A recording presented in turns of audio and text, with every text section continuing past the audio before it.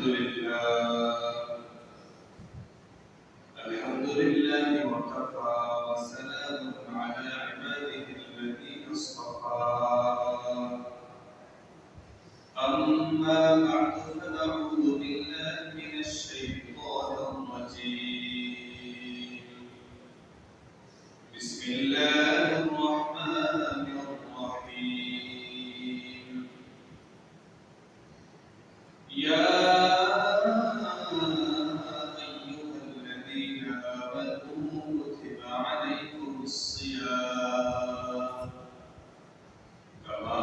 كتب على الذين من قبلكم لعلكم تتقون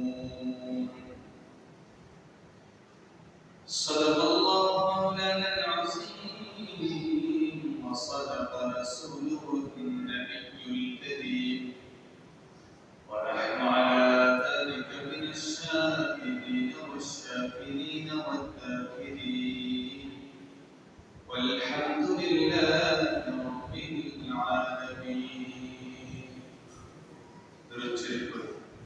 اللهم صل على محمد وعلى آل محمد كما صليت على إبراهيم وعلى آل إبراهيم إنك حميد مجيد. اللهم بارك على محمد وعلى آل محمد كما باركت على إبراهيم وعلى آل إبراهيم إنك حميد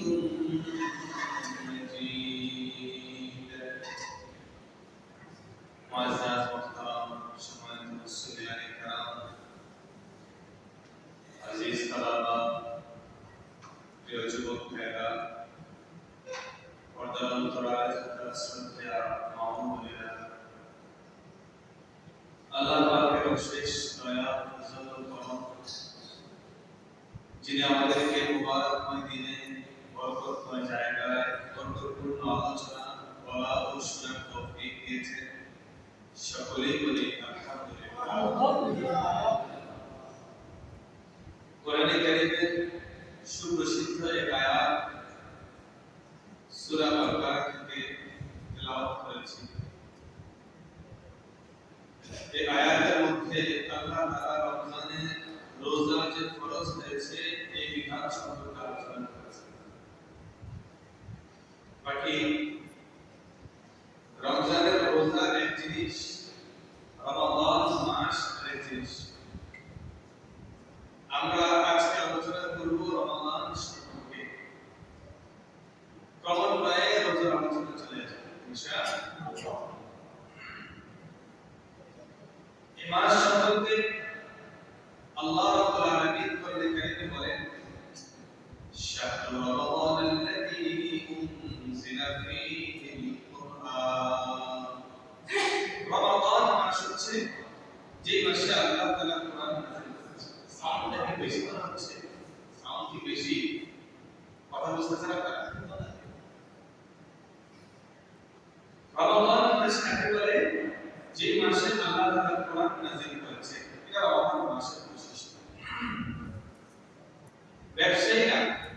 ব্যবসায়ী একটা হিসাব নিকাশ আমাদের সরকারি হিসাবে সম্ভবত জুন মাসে শেষ হবে। ঠিক আছে? আল্লাহ রাব্বুল আলামিন আমাদেরকেও একটা বাৎসরিক হিসাব শুরু করেন রমজান দিয়ে।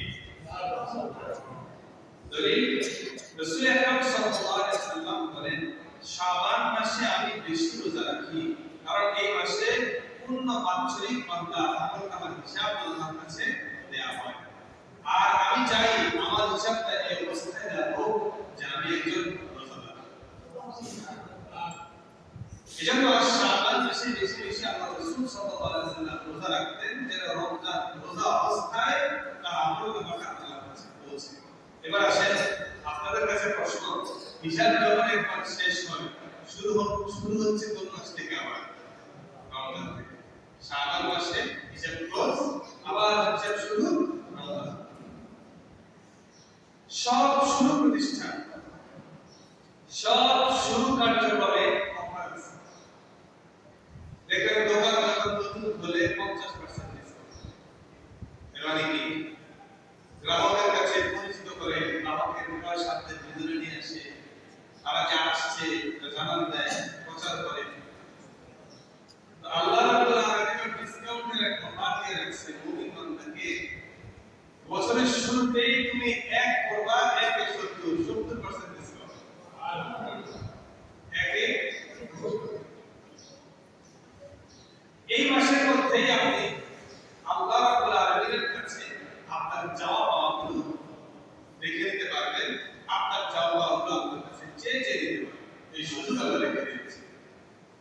এবং এই মাসে একটা নফল ইবাদত করলে 70টা নফল ইবাদত করার সওয়াব পাওয়া যায়। বরকতপূর্ণ মাস আমাদের সামনে আসছে। হয়তো আর 1 থেকে 2 দিন বাকি। তো এর মধ্যেই আমাদেরকে রমজানের পূর্ব প্রস্তুতিমূলক কিছু আলোচনা আজকে করার চেষ্টা করব। আল্লাহ তৌফিক দান করেন। আমিন। আপনাদেরকে রমজানের আলোচনায় ঢোকার পূর্বেই একটা আলোচনা করি। সেটা হলো রমজানের সওয়াবটা আল্লাহ তাআলা আল্লাহর নিজের হাতে রেখে দিয়েছেন। আল্লাহ রাসূল সাল্লাল্লাহু আলাইহি ওয়াসাল্লামের মাধ্যমে হাদিসে কুদসিতে আল্লাহ তাআলা বলেন, আস-সাওমু লি ওয়া আনা আজজি বিহি। রোজা আমার জন্য, প্রতিদান আমি নিজ হাতে দিব। আরেকবার বলা, ওয়া আনা উজজা বিহি। রোজাদারের প্রতিদান স্বয়ং আমি আল্লাহ। এর অর্থ কি? আল্লাহ যদি প্রতিদান দেন, এর অর্থ কি? এটা মজার ব্যাপার। দেখেন সূরা ফাতিহার একটা আয়াত আছে, মালিক ইয়াউমিদ্দিন। কিয়ামত দিবসের মালিক। সবাই বলেন কিয়ামত দিবসের মালিক। বুঝার চেষ্টা করেন, আল্লাহ রাব্বুল আলামিন আমাদের বিচার করবেন। বিচারককে আরবি ভাষায় হাকিম বলে, কাজী বলে। কি বলে? হাকিম বা কাজী। কিন্তু আল্লাহ তাআলা কাজী ইয়াউমিদ্দিন বলেন বা হাকিম ইয়াউমিদ্দিন বলেন, বলছেন মালিক ইয়াউমিদ্দিন।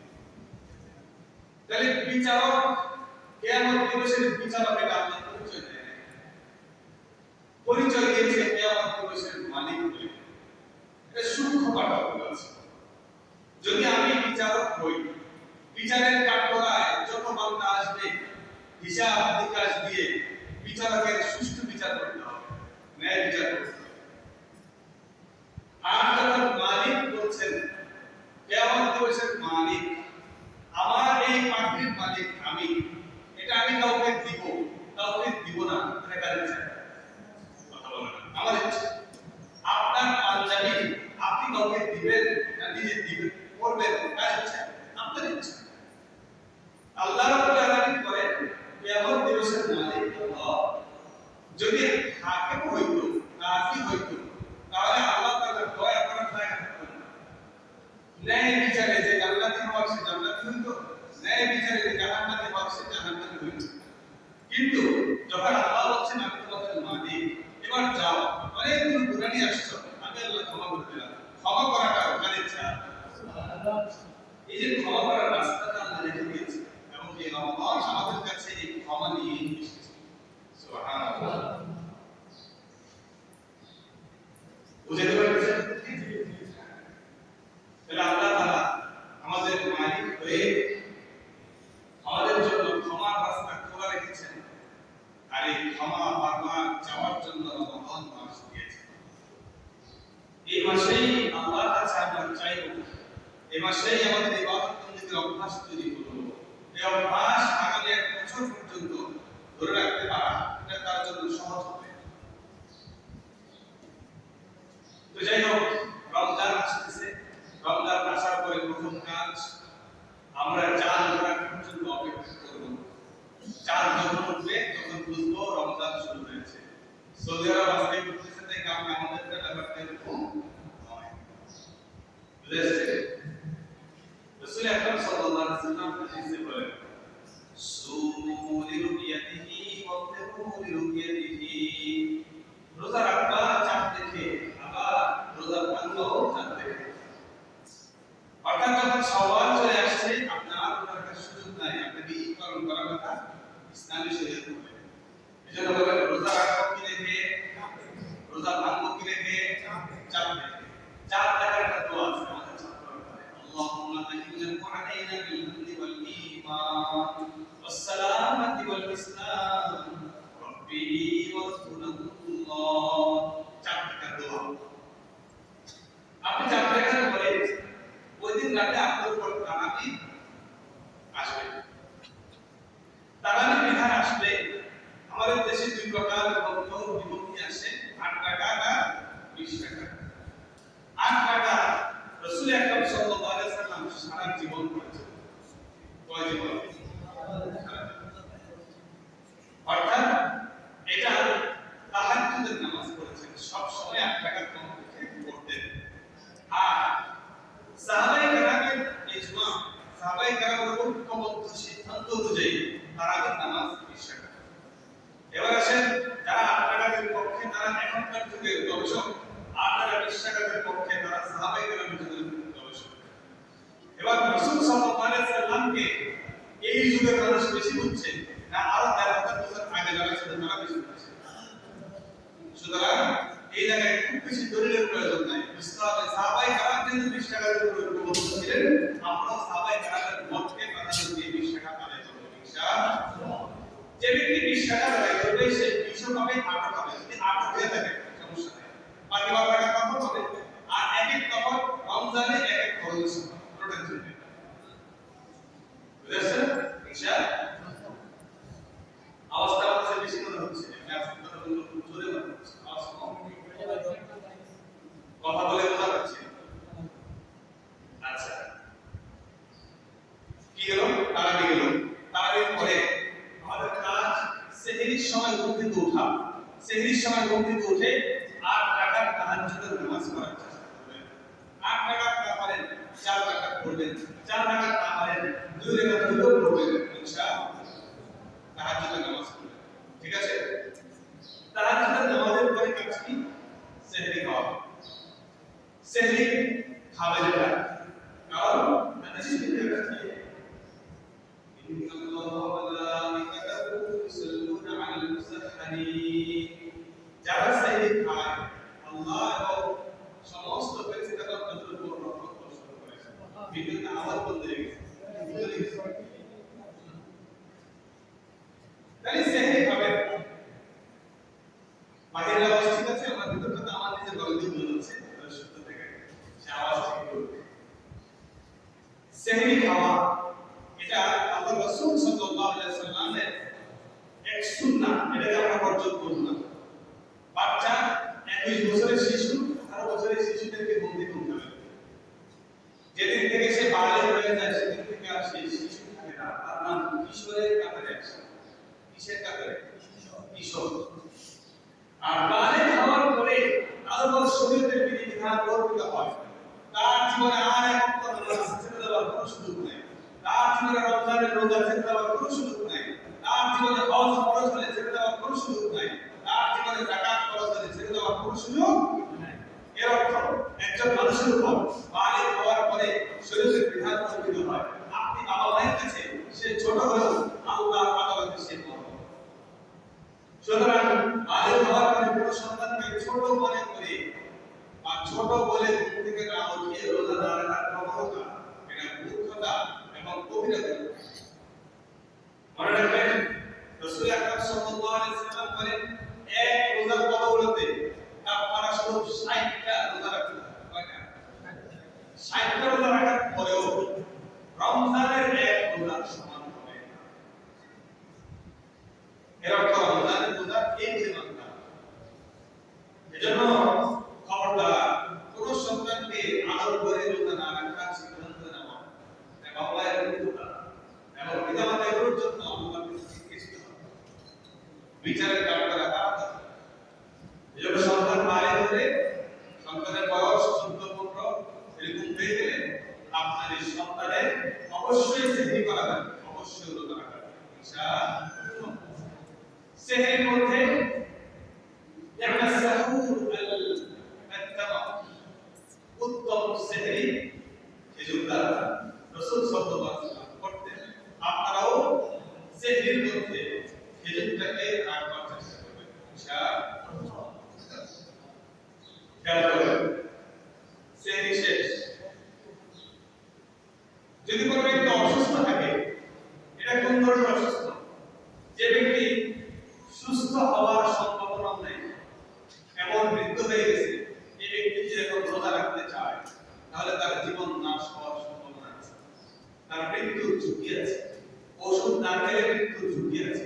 এই ব্যক্তি রোজা রাখবে না, এই ব্যক্তি রোজা ভাঙবে। রোজা ভাঙবে যদি পরবর্তীতে কোনোদিন সুস্থ হয় তাহলে তা আদায় করে নেবে, আর যদি কোনোদিন সুস্থ না হয় তাহলে সে বিস্কিট খাওয়াই দেবে, তার পক্ষ থেকে ফিদিয়া আদায় হয়ে যাবে। রোজা তার কোনো আদায় হবে না, বরঞ্চ ফিদিয়ার মাধ্যমে রোজার সওয়াব সে পেয়ে যাবে। আসলে রমজানের পরিপূর্ণ মাসআলা আপনার সামনে জানবো। আমরা মাসআলা দিয়ে যাচ্ছি, আমাদের কার্যক্রমগুলো কি কি রমজান মাসে আমি সেগুলো স্মরণ করে দিচ্ছি। চলে গেল আমাদের সেহরি। সেহরির পরে আমাদের কাছে আসবে ফজরের নামাজ। জামাতের সাথে ফজরের নামাজ আদায় করব ইনশাআল্লাহ। আপনি রোজা রাখলেন কিন্তু নামাজ পড়লেন না, আপনি মনে রাখবেন আপনি শুধু উপবাস থাকলেন, এরকম উপবাস দিনগুলোও রাখে, ওদের জন্য কাজ আপনারা এক্সট্রা করতে হবে। সুতরাং আপনি তো রোজা রাখার পাশাপাশি নামাজও ঠিক আছে ইনশাআল্লাহ। আমরা যদি উপবাস না হয় এটা তো রোজা, এটা রোজা বানাতে গেলে বাঁচতে হবে। মানুষের ইবাদত থেকে বড় চাহিদা দুই কেন্দ্রিক, কয় কেন্দ্রিক? একটা হচ্ছে খাবার কেন্দ্রিক, পেট কেন্দ্রিক, আরেকটা হচ্ছে যৌবিক কেন্দ্রিক। এই গুণাই মানুষ বেশি করে, এই কেন্দ্রিক চাহিদা আল্লাহ তাআলা বেশি দিয়ে রাখছে। এজন্য রোজার মাধ্যমে আল্লাহ তাআলা এই দুইটা দিকে কাজ করেছে। কোন রকম খাবার খাওয়া যাবে না সুবহে সাদিক থেকে নিয়ে সূর্য ডোবা পর্যন্ত, সূর্য অস্তমিত পর্যন্ত কোন কিছু খাবার গ্রহণ করা যাবে না, কোন পানীয় গ্রহণ করা যাবে না, এবং যৌবিক কোন চাহিদা পূরণ করা যাবে না। এগুলো থেকে বাঁচার জন্য আল্লাহ তাআলা আপনার পরীক্ষা নেয়, বিধান কারণে কারাগারে এগিয়ে আছে। আল্লাযী খালাকাল মাউতা ওয়াল হায়াতা লিয়াবলুয়াকুম আহসানু আমালা। আমি তোমাদেরকে হায়াত দিয়েছি এটা বুঝবার জন্যই যে কে উত্তম আমল করে, কে উত্তম কাজ করে।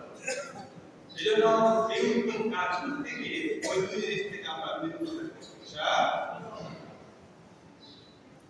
ফজরের নামাজ জামাতে শেষ করার পরে আপনার সারাদিন কাটাতে হবে।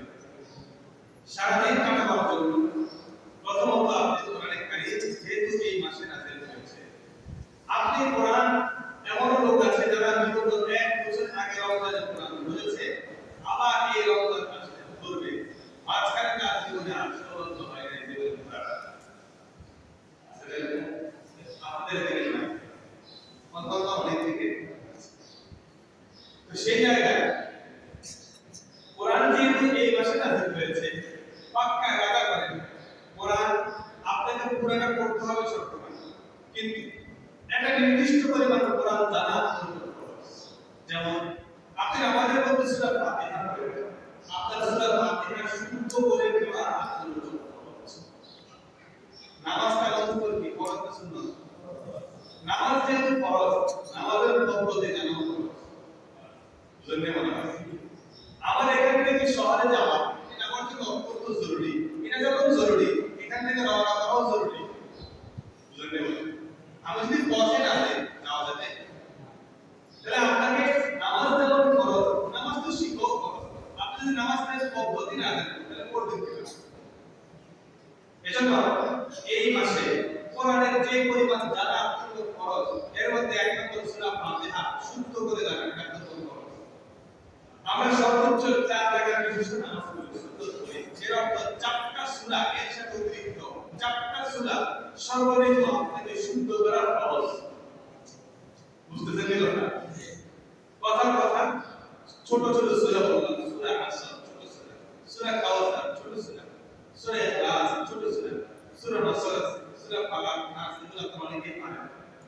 এই যে কয়টা সূরা পারেন এর মধ্যে কমপক্ষে কয়টা কথা বলেন না, কমপক্ষে কয়টা? চারটা। এই চারটা আমাদের অনেকেরই অসুবিধা, অনেকের আপনারা এই রমজানে অন্তত পাঠে রাখা করেন সূরা ফাতিহা এবং সাথে চারটা সূরা, সর্বমোট কয়টা সূরা হলো? এই পাঁচটা সূরা শুদ্ধ করা অনেক কঠিন কাজ, অনেক কঠিন কাজ। আপনি নিয়ম করেন এই করতে, যে কোনো কিছুই কঠিন আমার আগে যেদিন প্রথম সাতাশ শিখেছেন বাড়িতে আমার মনে হচ্ছে আপনাকে নিজে নিজে নেমেছে, আপনি বাড়ি একটু খেয়েছেন, হ্যাঁ খাওয়া খাওয়া বলতো যে সাতাশ কথা লিখে রাখতে দিতে হবে নাকি, তো বাবা বলতে হইতো, বাবা ইচ্ছে করে ডুবে দিত, আমি মানে খা আমার ডুবে ডুবে দিত নামার আগে কঠিন।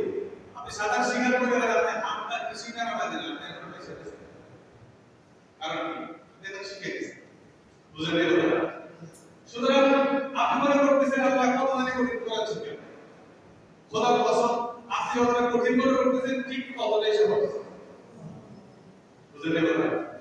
আপনি যত কঠিন ভাবতেছেন, আপনি মনে করতেছেন সূরাগুলোতে আমার মধ্যে আসবে না, আপনি ভাবতেছেন হরফ উচ্চারণটি আমার মধ্যে আসবে না, আপনার মধ্যে আসার জন্যই আল্লাহ আপনাকে সৃষ্টি করেছে। এবং আল্লাহ বলেছে ওয়ালা ইয়াসতাল কুরআন লিনফিকাল মিন মুদ্দাকির, এই কোরআনকে আমি সহজ করেছি যেন তোমরা বুঝতে করতে পারো। আল্লাহ বলেন সহজ করতে, আপনি বলতেছেন কঠিন। আল্লাহর কথা একদিকে, আপনার কথা আরেকদিকে, হইলো না। সুতরাং আল্লাহ যেহেতু বলেন সহজ করছি, সবাই মেনে নেন কোরআন সহজ, বলে যাবে কোরআন সহজ। কোরআন সহজ করে এই জিনিসটা মুখস্থ করা যায়, বুঝলেন কথা? এই কোরআনের মধ্যে 611 পৃষ্ঠা আছে, 611 পৃষ্ঠা মুখস্থ করে হাফেজের অবস্থা আছে, কিন্তু বাংলাদেশে 20 পৃষ্ঠার বই মুখস্থ হয় না, কারণ সেটা কঠিন, আসলেই কঠিন। আপনার কাছে মনে হচ্ছে ওটা অনেক সহজ, এটা দেখতে পারবা, এটা দেখতে অনেক মোটা হলেও আল্লাহ বলছে এটা সহজ। এই জন্য এই সহজতাকে আমরা বুকে সিনা কারণ করার মধ্যে দিয়ে রয়েছে। যদি কোনো ব্যক্তি কোরআন পড়ে, রাসূল আকরাম সাল্লাল্লাহু আলাইহি ওয়াসাল্লাম বলেন কোরআন শিখতে গিয়ে যদি কেউ ভুল করে, সেই শুদ্ধ চর্চা করার চেষ্টা করতেছে কিন্তু তার কোনো চেষ্টা সফল হচ্ছে না, ভুল বের হচ্ছে, তাকে আল্লাহ তাআলা দুইটা সওয়াব দেন। সুবহানাল্লাহ। কেউ ভালো পারতেছে, আমি ভালো করতেছি, আলহামদুলিল্লাহ রাব্বিল আলামিন, এটা শুদ্ধ তেলাওয়াত। আপনি আলহামদুলিল্লাহ রাব্বিল আলামিনকে শুদ্ধ করার চেষ্টা করছেন, শুদ্ধ হয় নাই। আমাকে আল্লাহ যদি 11তে এক দেখে দেন, আপনাকে 11তে দুই দিয়ে দিয়েছে। কথা কি বুঝছেন? এজন্য যদি আপনার কাছে কঠিন মনে হয়, তাও আপনার কোনো লস নাই, কারণ আপনি আমার চেয়ে সব বেশি পাবেন, আমি এক, আপনি দুই, ঠিক আছে? 2 নাম্বার, রাসূল সাল্লাল্লাহু আলাইহি ওয়াসাল্লাম বলেন যদি কোনো ব্যক্তি কোরআন কারীমের তেলাওয়াত করে, নাযালাত আলাইহিস সাকিনা, আল্লাহ রাব্বুল আলামিন সাকিনা নাযিল করেন। সুবহানাল্লাহ। সাকিনা নাযিল মানে এক সাহাবী কোরআন তেলাওয়াত করতেছে, সূরা কাহফ পড়তেছে, এই সূরা কাহফ পড়া অবস্থায় তার ঘোড়াটা এক জায়গায় রাখা, বলে পড়তেছে আলহামদুলিল্লাহিল্লাযী আনজালা আলা আবদিহিল কিতাবা ওয়া লাম ইয়াজআল লাহু ইওয়াজা। কোরআন কারীমের তেলাওয়াত চলতেছে আর ঘোড়াটা চলতেছে, হঠাৎ করে আসমানের দিকে তাকিয়ে দেখে একটা মেঘমালা হঠাৎ করে ঘোড়াটার উপর প্রবেশ করছে। এবার যখন কোরআন তেলাওয়াত করে ঘোড়াটা লাফায়, কোরআন তেলাওয়াত বন্ধ করলে ঘোড়াটা বিরত থাকে। পরের দিন আল্লাহ নবী সাল্লাল্লাহু আলাইহি ওয়াসাল্লামের কাছে এসে বলেন, ইয়া রাসূলুল্লাহ, কোরআনের তেলাওয়াত শুরু করলে ঘোড়াটা লাফায়, কোরআনের তেলাওয়াত বন্ধ করলে আমার ঘোড়াটা বিরত থাকে, এই ঘটনা জানতে চাই। আমি দেখতে পাইলাম একটা মেঘমালা এসে আমার ঘোড়ার উপর পড়ছে। এবার নবী বলেন, নাযালাত আলাইহিস সাকিনা, যে মেঘমালাটা তোমার ঘোড়ার উপর পড়তে দেখছো, এই মেঘমালাটা সারা পৃথিবীতে যেখানে কোরআন কারীম তেলাওয়াত করে তার উপর সাকিনা নাযিল হতে থাকে, আল্লাহ রাব্বুল আলামিনের রহমতের বর্ষণ চলতে থাকে। এটা আল্লাহ আমাদের দেখাইছে, উনি দেখছেন আমাদের উপর নাযিল হচ্ছে। সুবহানাল্লাহ। এজন্য পড়বেন ইনশাআল্লাহ। আর মজার ব্যাপার আছে, রাসূল আকরাম সাল্লাল্লাহু আলাইহি ওয়াসাল্লাম বলেন, যাকারাল্লাহু ফিমান ইনদাহু, যারা কোরআন কারীম তেলাওয়াত করে আল্লাহর কাছে যারা আছে এর অর্থ ফেরেশতা ফেরেশতাদের সাথে আল্লাহ তাদের সম্পর্কে আলোচনা করতে থাকে। দেখো দেখো দেখো আমার এই বান্দার জবান দিয়ে কোরআন বের হয় না, কিন্তু চেষ্টা করতেছে। দেখো না কোরআন পুরা কানে এসে শিখতে শুরু করছে, আলোচনা করে কি বুঝেন নি? আপনার বার্ধক্যের সময় আপনি এসে কোরআনে কারীম তেলাওয়াত শিখা শুরু করছেন, এটা আলোচনা করে কি আল্লাহ কার সাথে ফেরেশতা। সুবহানাল্লাহ। এজন্য নিয়ত করবেন ইনশাআল্লাহ। ইনশাআল্লাহ আওয়াজ বেশি ইনশাআল্লাহ। নিয়ত করবেন ইনশাআল্লাহ। ইনশাআল্লাহ। পুরা করে কোরআন শিখবো। আমি পুরা হয়ে গেছি, দাঁত পড়ে গেছে। আমার যে দাঁত পড়ছে এটা জানেন কি? আমার জবান দিয়ে আসবে না, জানেন কি? সবকিছু জানার পরে আপনার কাজ চেষ্টা করা। সওয়াব আপনার কমবে না। আপনি না করলেও সওয়াব থাকবে, পারলেও সওয়াব থাকবে ইনশাআল্লাহ। পরে কোরআনে কারীমের কয় সূরা সেটা মিনিমাম খরচ কয়টা? 5। কমপক্ষে কয়টা? 5। বা এই পরিমাণ তেলাওয়াত আপনার জানা খরচ। যেন আপনি দাঁড়ায় সূরা ফাতিহা সহ আর 4 রাকাত নামাজ পড়তে পারেন। যাই হোক, কোরআনে কারীম তেলাওয়াতের মাধ্যমে আল্লাহ রাব্বুল আলামিন বলেন সমস্ত বান্দা আল্লাহকে ভালোবাসে, রাসূলকে ভালোবাসে। ঠিক না? আপনারাও তো আল্লাহকে ভালোবাসেন। ভালোবাসেন। আমাদের রাসূল আকরাম সাল্লাল্লাহু আলাইহি ওয়াসাল্লামকে ভালোবাসেন। আপনারা কি ভালোবাসেন? আমার কথা মনে হয় মাঝে একটা আওয়াজ ভিতরে আসছে, আমি বোঝা যাচ্ছে না কেন? আসুন তো, বোঝা যাচ্ছে? এটা তো আপনারা একটা প্রমাণ দিলেন যে আপনারা ভালোবাসেন। এবার কি আপনি বলতে পারবেন যে আল্লাহ আপনাকে ভালোবাসেন? কেমন হচ্ছে? আসলে ভাই আল্লাহ যদি আপনাকে ভালোবাসে এটা প্রমাণ করতে হয়।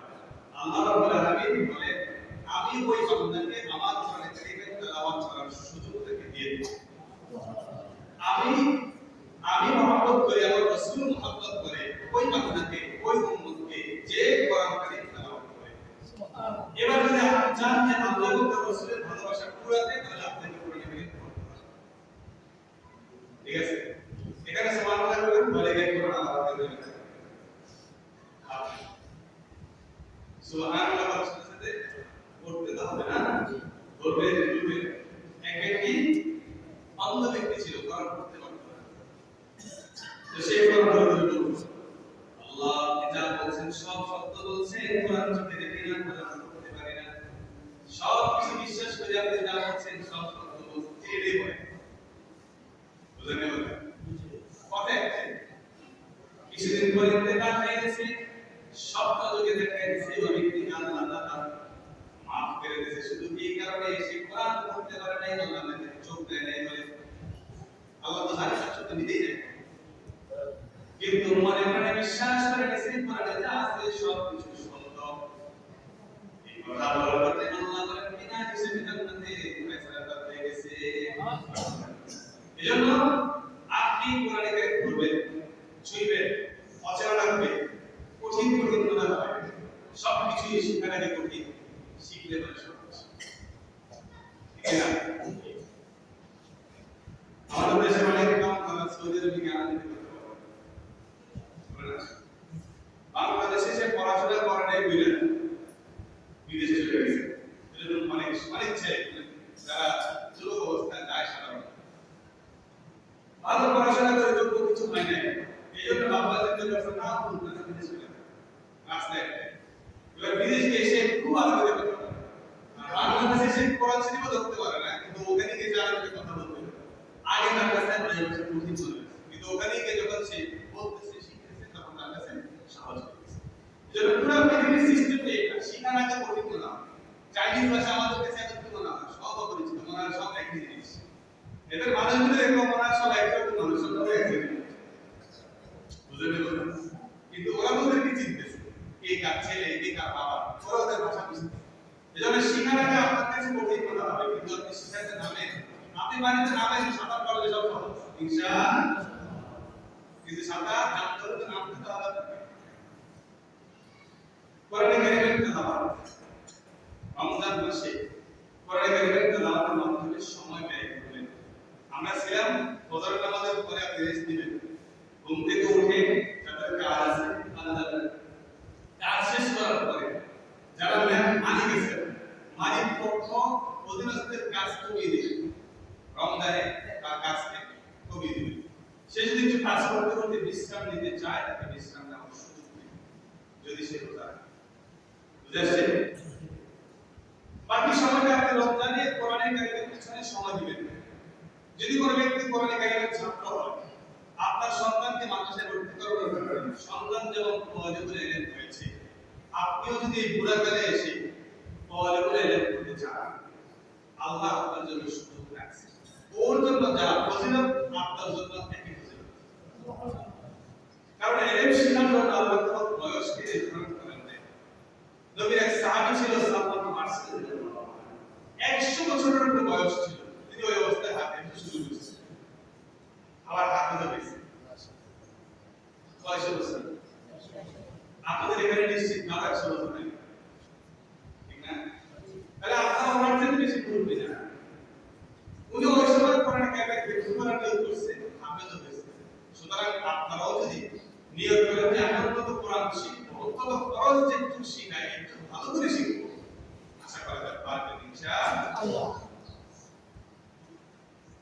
কোরআন কারীম তেলাওয়াতের মাধ্যমে আমরা আমাদের পাঠ্যশালায় ভাগ করব, এরপরে রমজানে কাজ করব, জিকির করব।